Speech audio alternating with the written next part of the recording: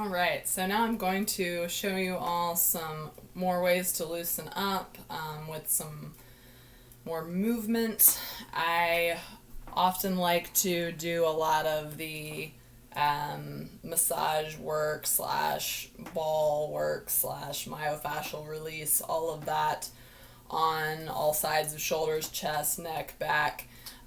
If somebody is really tight in any of those areas before we do any like big arm movements. If I was working with a client in person, because a lot of times if somebody's just like on the massage table, I don't want to immediately take them through an arm movement. When everything is so tight, it's going to like prevent the arm from actually moving in a way that's not painful.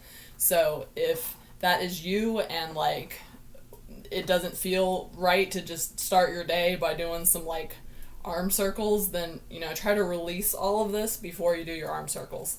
If you're somebody who's like, oh, I'm not hypermobile, I haven't had any shoulder injuries, like this is great just right off the bat, great, then try this out. So we'll do some small arm circles. This is also bringing some strength and some awareness to these arms. Even after just a few forward rolls here, I'm noticing, I think my arms are starting to feel a little fatigued, a little burn here. Just these small circles, I can see what it feels like with wrists and hands clenched. I can see what it feels like with them out, wiggling my fingers. Just play around with that. Play around with the little small circles forward, small circles back. If you don't have any shoulder issues, you can see what larger circles feel like. If it feels like your shoulders are jumping up into your ears and you can't prevent that from happening, then maybe these large circles are not for you. Maybe we need to loosen everything up in a different way. You can also, after you've done some circles, you can do some more of your rows and really engage. Squeeze those shoulder blades together. Make sure you're breathing, your shoulders are staying down, your chest is staying open. Let's try something where we energetically engage our shoulders. So this is just a little bit of a contract and release exercise. Our intent is to engage the muscles a little bit by just thinking about them and maybe squeezing them a little bit. It's not like I'm going to squeeze my shoulders really intensely. It's like I'm aware of the backs of my shoulders, I'm aware of my neck, I'm aware of my spine. I'm just going to contract everything in a little bit tight. I'm feeling that tension. Ooh, that is a state that I'm used to being in. Everything's very tight. But I'm going to breathe into that. And then on a big exhale, I'm going to let it all go. So breathe into the tension, and then on your exhale, let it go. Let everything be loose. Wiggle it out. Sometimes with a tighter contraction, we get a bigger release. And we know, and we can cue ourselves in that we have control over both, and that we can hold that tension and that pain, and we can also redirect it. Some other things we can try to engage upper body here.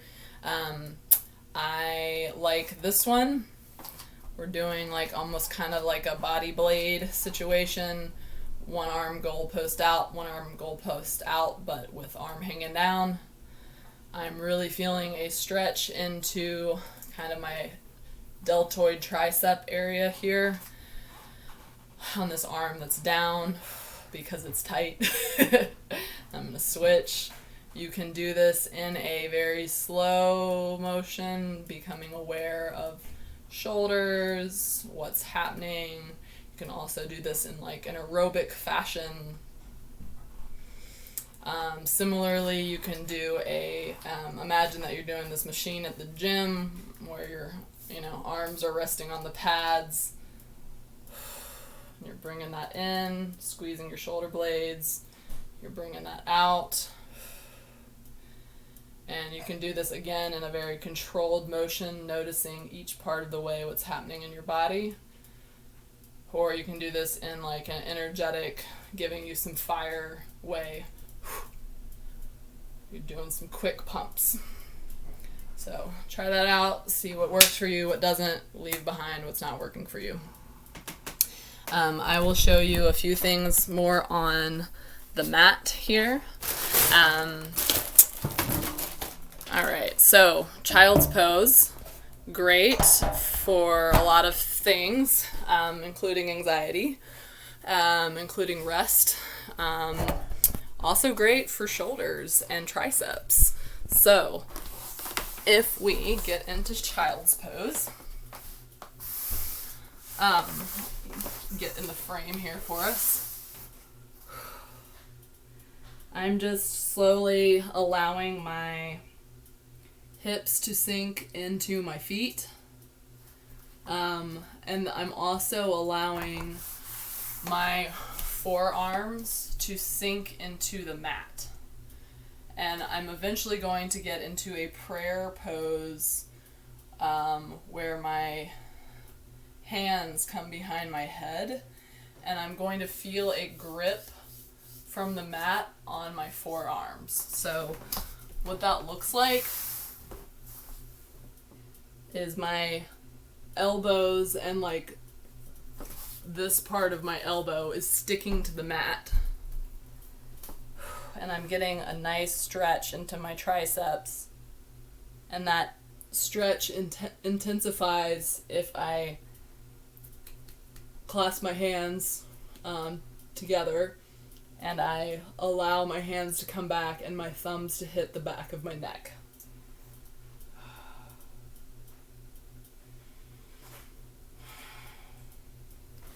And just hang out there and breathe for a while. So that can be a great one to really loosen up triceps. Also, getting some shoulder extension there, opening up traps. All right, great. So another one that is pretty common, the cat-cow pose.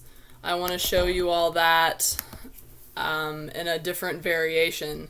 So we might be familiar with doing cat-cow on the floor, on all fours, which is great. If that's not great for your wrists, or if realistically you're not gonna make that happen today, no problem. We can do that literally when we're sitting in a bed or sitting at our desk and we're like, whoa, I'm really hunched over right now, I'm having a lot of tension.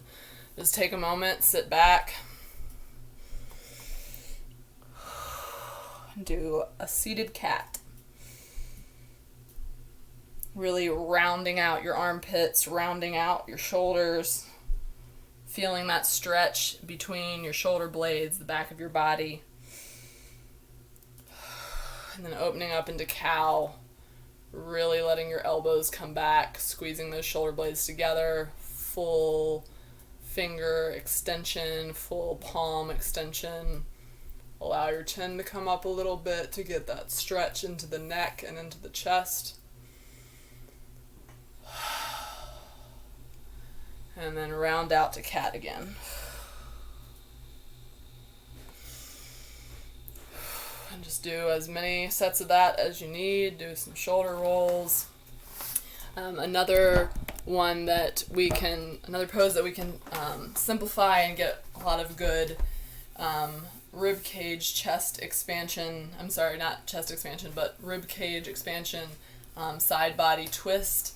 A lot of us might be familiar with like this stretch. I like to break that stretch down into pieces, so it's more about the side body and the rib cage in a very like core centered, breath centered way.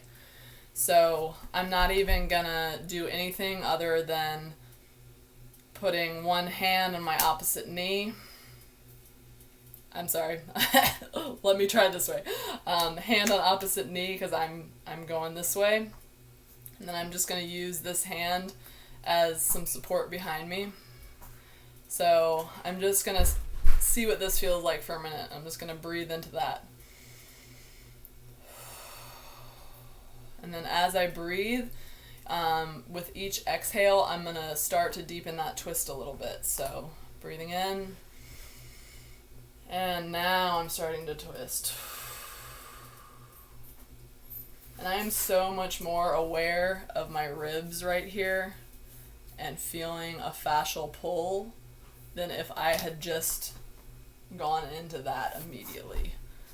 So just break it into small bite-sized pieces. And by doing that, you can often get more effect. So I hope that is beneficial for you all. All right. I think that is everything I was going to show you for this upper body series. So please let me know if you have any questions. Please let me know what I could have done better.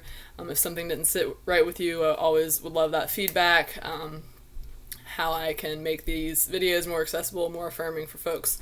So thank you so much. Feel free to email me questions at bodyworkwithj, that's just the letter J, bodyworkwithj@gmail.com. And until next time, take care.